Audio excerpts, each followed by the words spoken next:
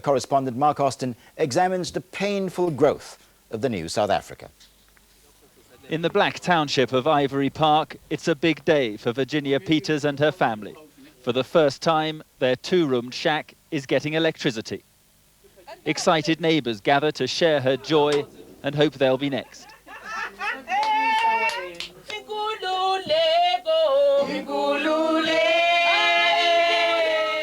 For some people, things are already looking up in the new South Africa.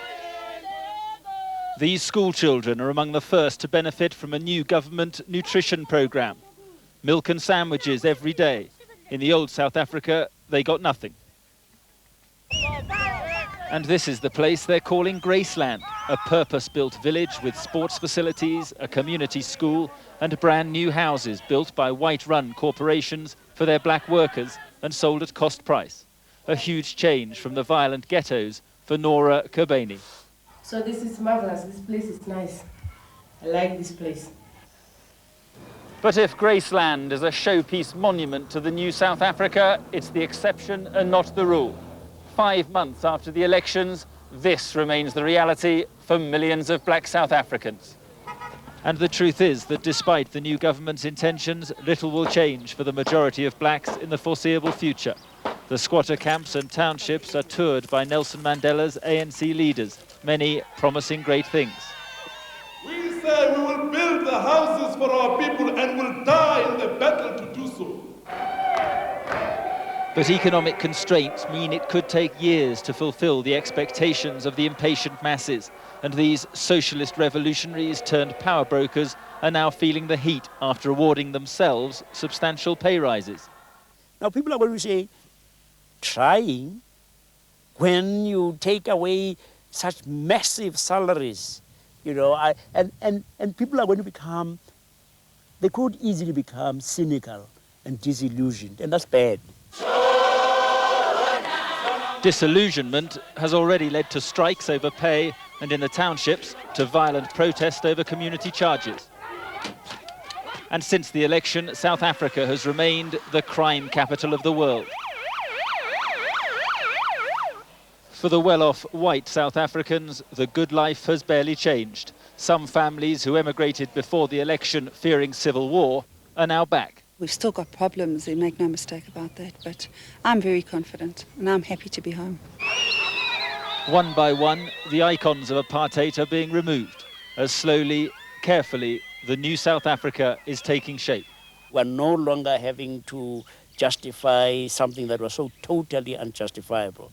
And that is the major change, the miracle of South Africa. Mark Austin, News at 10, Johannesburg.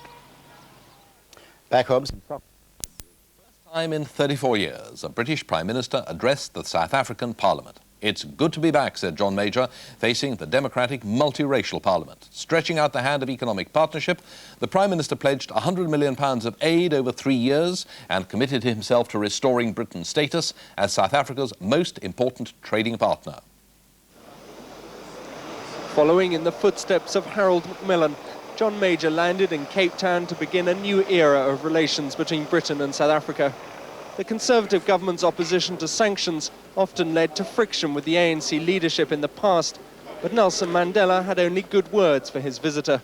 The support we got from the British government, to which no publicity was given, has been tremendous in ensuring that some of the democratic changes that have taken place do occur. When Harold Macmillan visited Cape Town in 1960, he generated enormous interest. The white minority thought he'd come to support them. Instead, he told the apartheid regime that their days were numbered. The wind of change is blowing through this continent. And whether we like it or not, this growth of national consciousness is a political fact, and we must all accept it as a fact. A generation later, but in the same building, John Major addressed a very different-looking parliament. At times, he came close to apologising for Britain's colonial role in Africa. But he said the British people never forgot South Africa, even during the long years of isolation. I've come here to reawaken an old friendship, to hold out my hand to the new South Africa, to make a new beginning, and to signal a new friendship between your country and mine. The two leaders signed several agreements, including an aid package for the new South Africa worth £100 million. And in typical John Major fashion, cricket wasn't far away. And, I'm going to invite the President to sign it, and I shall sign it, and it will find a permanent home at the Oval, one of the great homes of cricket. Every Western country is keen to cultivate the new South Africa, which has already established itself as the superpower on this continent. But Britain does have strong historic ties, something which John Major is hoping to turn to his advantage. Tom Carver, BBC News, Cape Town. And I'm joined now live from Cape Town by Mohamed Vali Musa, who's an ANC minister in the South African government. Mr. Musa, do you think that this is the start of a new historic relationship between the two countries? I do think so indeed. Mr. Prime Minister John Major's speech in Parliament today was a big, in fact, a major hand of friendship to the people of South Africa. His speech was warm and fraternal. At the same time, he was very forthright about the past British Empire's misdeeds in this part of the world. Do you think that he said enough for his audience about the ambiguities about the British government's attitude towards sanctions? Do you think that that has been smoothed over? Well, I think the Prime Minister had acknowledged that all had not been well between, firstly, the two governments, but also between the people of South Africa and the British government in the past. And it is for that reason that parliamentarians received him very warmly today, in that his speech did mark an end to an old exploited relationship between the two countries and between the peoples of the two countries. Given that, yes, given that, is the £100 million over 3 years that Mr. Major offered quite as much as the South African government was expecting?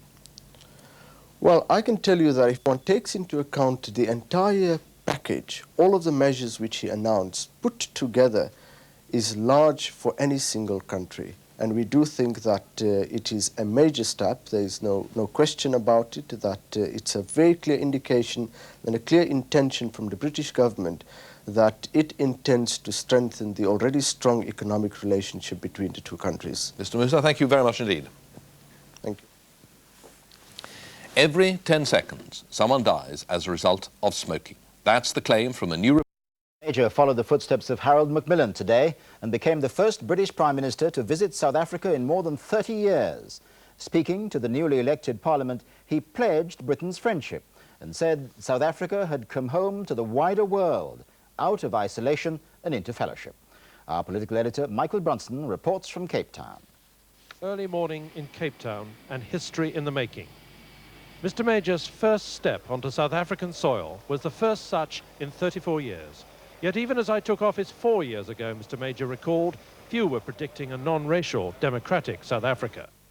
Similar handshakes had set Harold Macmillan's South African visit in train in 1960, but he had come with a warning that to ignore black African aspirations was to court trouble.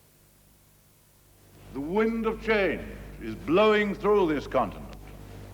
And whether we like it or not, this growth of national consciousness is a political fact.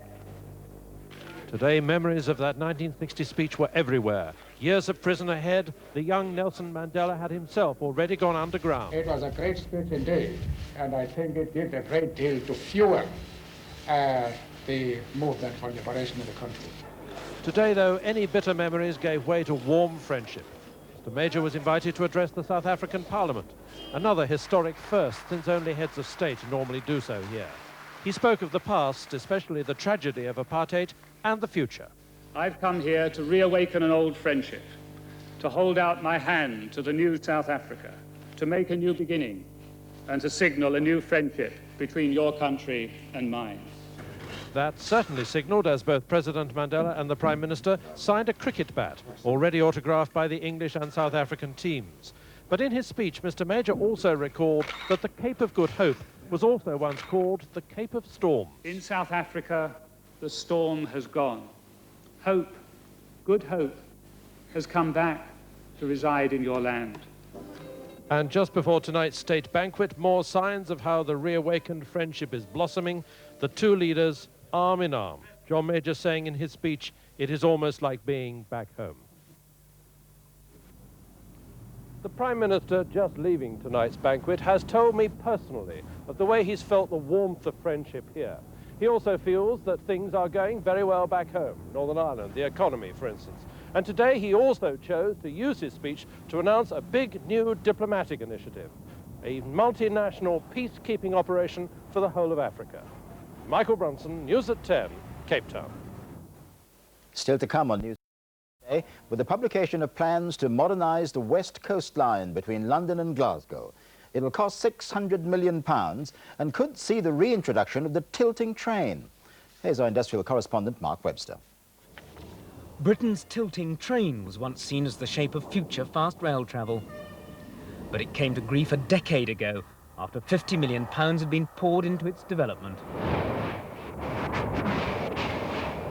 Railtrack says the latest European technology will help provide a new service, joining 5 of the biggest cities in Britain, at speeds of up to 155 miles an hour. The history of the advanced passenger train, as it was called on British Rail, was not a very happy one, and the project was cancelled in the early 1980s. Since then, a number of continental countries have developed the idea, and indeed tilting trains do run successfully in Sweden, in Italy and in Spain. The advanced passenger train was supposed to make it easier to corner at speed by tilting in the opposite direction to the camber. In fact, it only made passengers feel sick, and the new generation will use foreign technology.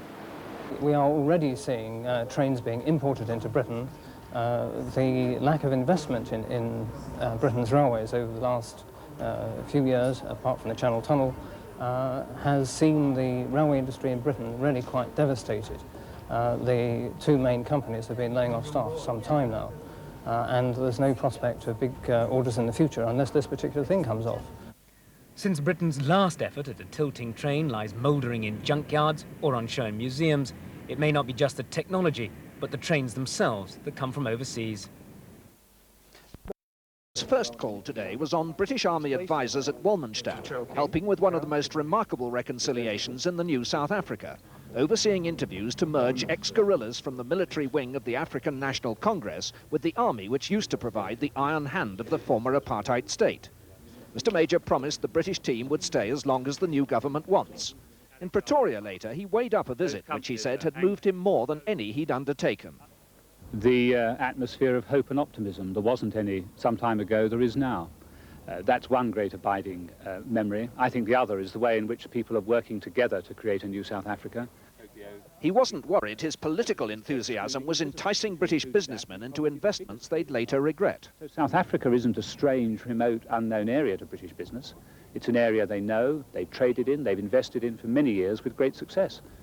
But he couldn't see jailed IRA killers at home being released under amnesty in the way South Africa's been prepared to forgive and forget its murderous past. I don't think you can have an amnesty in the United Kingdom for those crimes. I don't think the comparison with South Africa is an apt one. In the United Kingdom, people are not in jail as political prisoners. Those people who are in jail because they have committed crimes. Mr. Major's been warmly received.